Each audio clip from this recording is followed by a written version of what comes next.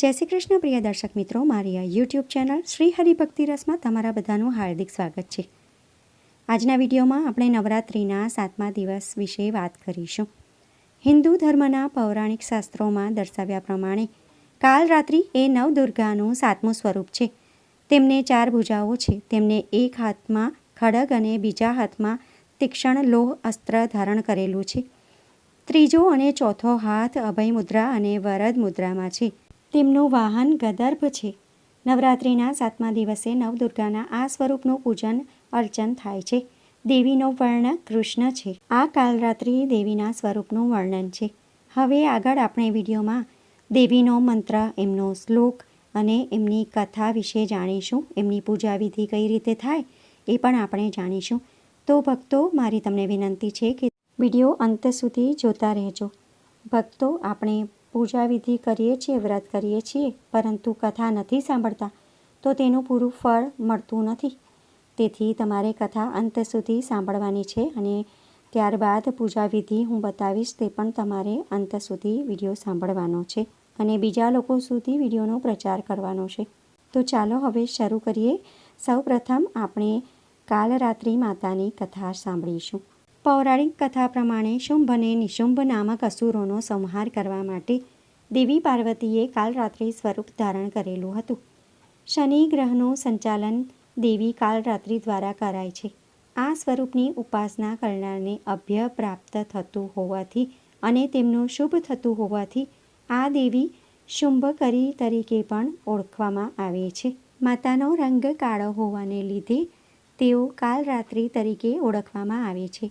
અસુરોના રાજા રક્તબીજનો વધ કરવા માટે દેવી દુર્ગાએ પોતાના તેજથી માતા કાલરાત્રિને ઉત્પન્ન કર્યા હતા. માન્યતા છે કે માતા કાલરાત્રિની પૂજા કરવાથી મનુષ્ય સમસ્ત સિદ્ધિઓ પ્રાપ્ત કરી લે છે. માતા કાલરાત્રિ પરાશક્તિઓ એટલે કે કાળા જાદુની સાધના કરતા જાતકોની વચ્ચે ખૂબ જ જાણીતા છે. માતાની ભક્તિથી દુષ્ટોનો નાશ થાય છે અને ગ્રહ બાધાઓ દૂર થઈ જાય છે. ભક્તોની રક્ષા માટે દેવી દુર્ગા ભયાનક કાળરાત્રિના સ્વરૂપમાં પ્રકટ થયા હતા. તેમના 4 હાથ અને 3 આંખ છે. તેમનો રંગ કાળો છે. તેઓ ભયંકર અને ઉગ્ર સ્વરૂપમાં હોય છે. તેમના નાકથી આગ પ્રગટ થાય છે. તેઓ ગધેડાની સવારી કરે છે. તેમની પૂજા કરવાથી દરેક પ્રકારના દુઃખ દૂર થાય છે. હવે આપણે માતા કાલરાત્રિની ઉત્પત્તિની કથા વિસ્તારથી સાંભળીશું. કથા પ્રમાણે દૈત્ય શુંભ, નિશુંભ અને રક્તબીજે ત્રણેય લોકમાં હાહાકાર મચાવી દીધો હતો. એનાથી ચિંતિત થઈને બધા દેવતાગણો શિવજીની પાસે ગયા. શિવજીએ દેવી પાર્વતીને રાક્ષસોનો વધ કરી પોતાના ભક્તોનું રક્ષણ કરવા કહ્યું. શિવજીની વાત માનીને પાર્વતીજીએ દુર્ગાનું રૂપ ધારણ કર્યું અને શુંભ નિશુંભનો વધ કર્યો. પરંતુ દુર્ગાજીએ જેવો રક્તબીજને માર્યો, તેના શરીરમાંથી નીકળેલા રક્તથી લાખો રક્તબીજ ઉત્પન્ન થઈ ગયા. એને જોઈને દુર્ગાજીએ પોતાના તેજથી કાલરાત્રિને ઉત્પન્ન કર્યા. ત્યારબાદ દુર્ગાજીએ રક્તબીજને માર્યો અને તેના શરીરથી નીકળતા રક્તને કાલરાત્રિએ પોતાના મુખમાં ભરી દીધું અને બધાનું ગળું કાપતા કાપતા રક્તબીજનો વધ કર્યો. હવે આપણે માતાની પૂજા વિધિ અને મંત્રો વિશે જાણીશું. માતાની પૂજા વિધિ આ પ્રમાણે છે. વ્રતના દિવસે સૌપ્રથમ બ્રહ્મ મુહૂર્તમાં ઉઠી સ્નાન કરીને બાજોઠ ઉપર માતા કાલરાત્રિની પ્રતિમા અથવા ફોટો સ્થાપિત કરો. તેના પછી ગંગાજળ અથવા ગૌમૂત્રથી શુદ્ધિકરણ કરો. બાજોઠ પર ચાંદી, તાંબા અથવા માટીના લોટામાં પાણી ભરીને તેના પર નાળિયેર રાખી કળશની સ્થાપના કરો. આ બાજોઠ ઉપર શ્રી ગણેશ, વરુણ, નવગ્રહ, 16 માતૃકા એટલે કે 16 દેવી, સપ્તધૃત માતૃકા એટલે કે 7 સિંદૂરનો ચાંદલો, તેની પણ સ્થાપના કરો. એ પછી વ્રત પૂજનનો સંકલ્પ લો અને વૈદિક તથા સપ્તશતી મંત્રો દ્વારા માતા કાલરાત્રિ સહિત સમસ્ત સ્થાપિત દેવતાઓની 1650 પૂજા કરો.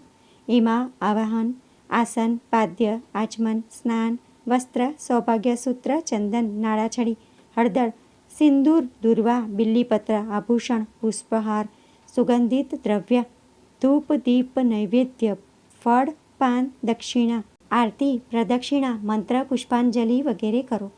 તત્પશ્ચાત પ્રસાદ વિતરણ કરી પૂજન સંપન્ન કરો. માતાને ગોળ ખૂબ જ પ્રિય છે.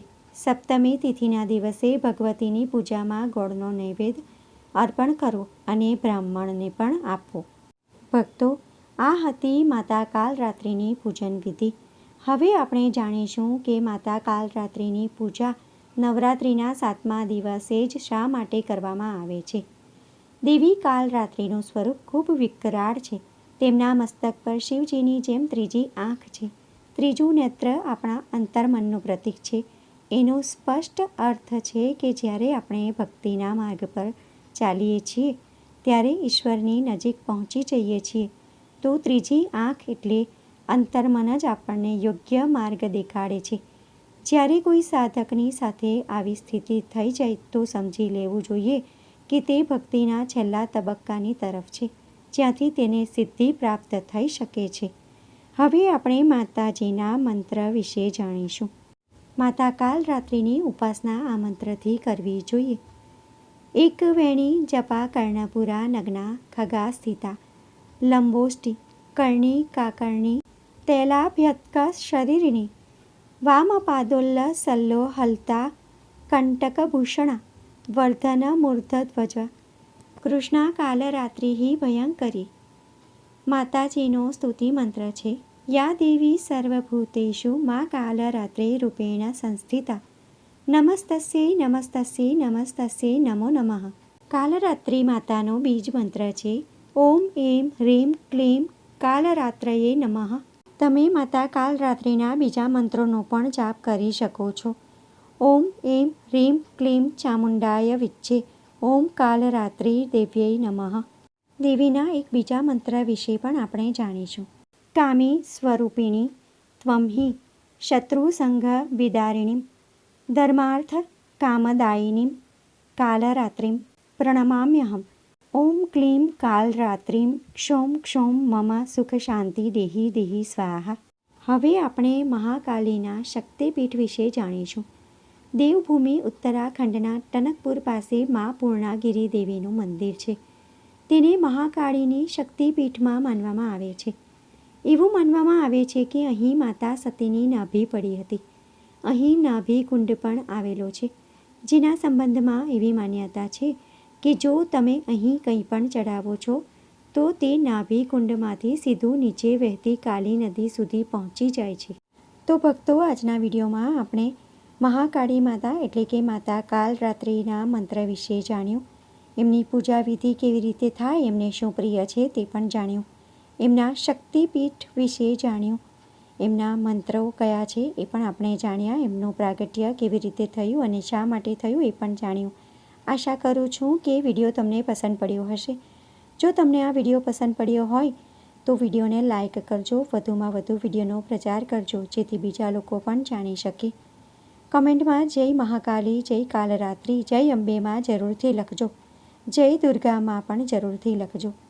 ફરી મળીશું નવા વિડીયો સાથે. ત્યાં સુધી બધા ભક્તોને મારા જય શ્રી કૃષ્ણ.